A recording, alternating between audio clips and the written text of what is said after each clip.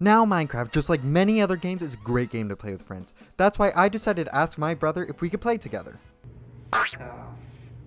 Now, my brother is really bad at this game.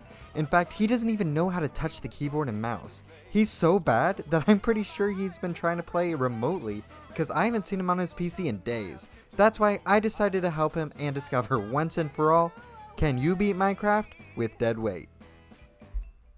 Now, there are 3 simple rules to this challenge. 1. If I get more than 10 blocks away from my brother, we both die. 2. My brother actually has to be the one to kill the Ender Dragon. And finally, number 3. If either of us die, we immediately have to reset the world. Sounds easy, right?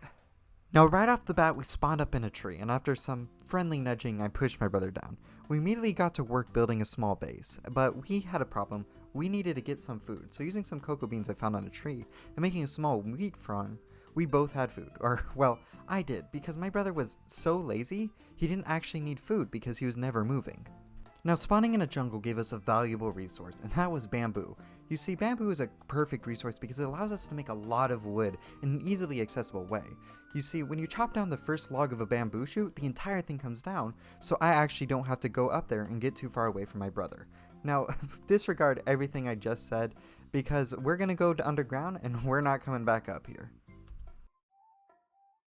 Now, obviously, we need armor to protect ourselves, and we also need a lot of materials. That means we need iron, gold, especially diamonds, and that does mean we have to do a lot of mining.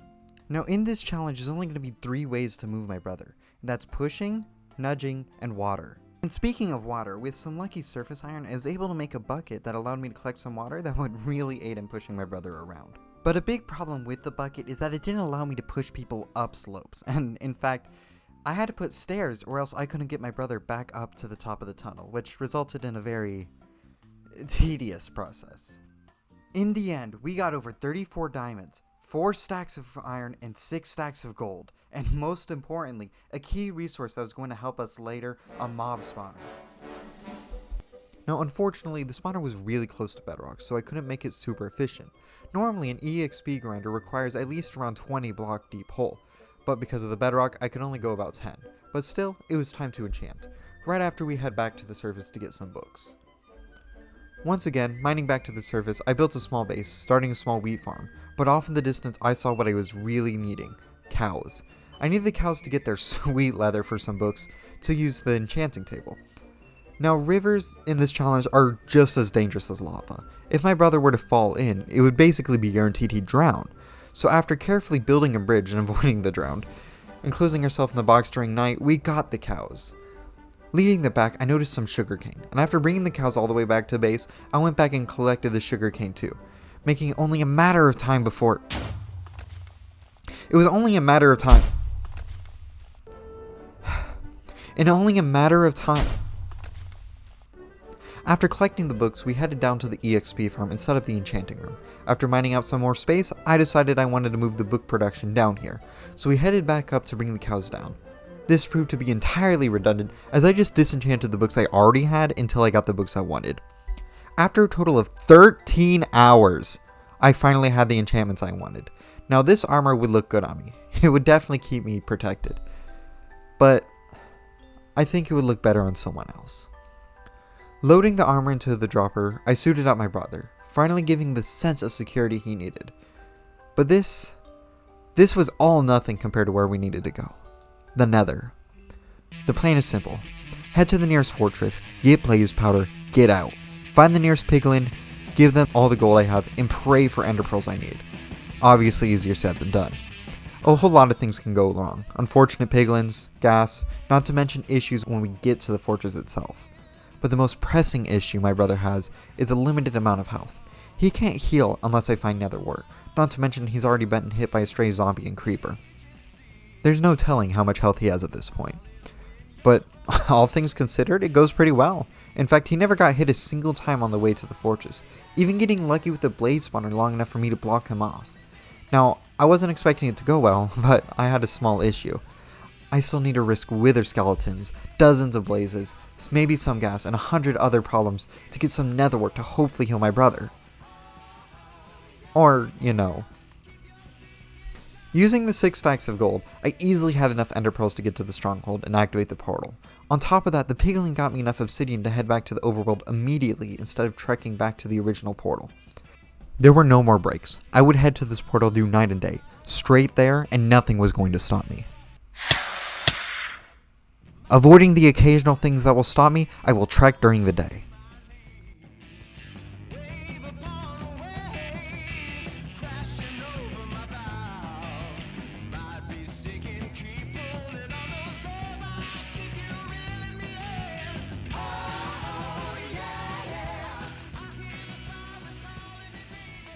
It was here, finally, at the end of my journey, after 1,000 blocks of pushing my brother.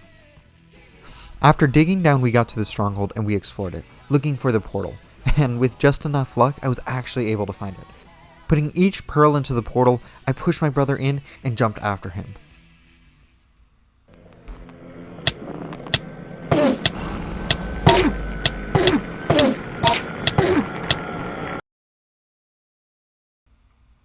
Yeah, I have to be honest with you all. I lied a bit earlier. This wasn't my first attempt.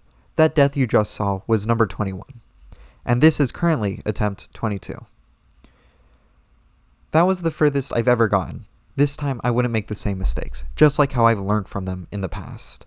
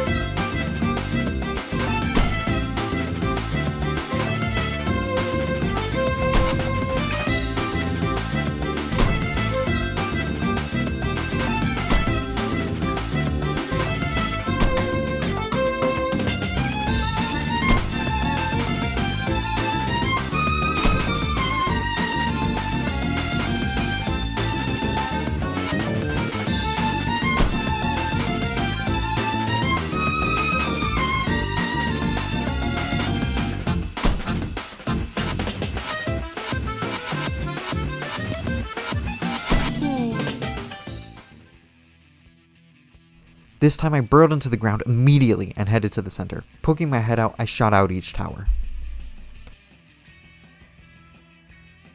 I had to get a bit closer to the cage ones, but I got those too. I used the few stacks of arrows I got from the piglin to shoot the dragon, trying hard not to fly out of range of the bubble every time the dragon flew by.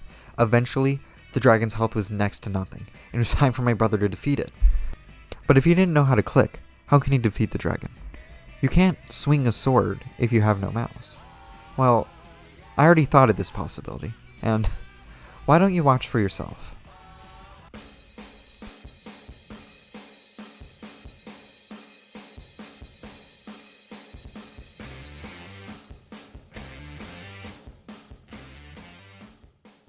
You see, back when I was enchanting the armor, the reason it took so long wasn't to get maxed out armor or anything specific. Well, there's one thing specific. I was looking for a single enchantment that would make this entire thing possible, and that was the Thorns enchantment. After combining books together and getting Thorns 3 on every single piece of armor, it was just enough to allow him to defeat the dragon with only one hit to himself. Now I really feel like me and my brother have grown together in the past few days. It really seems like a new relationship has formed.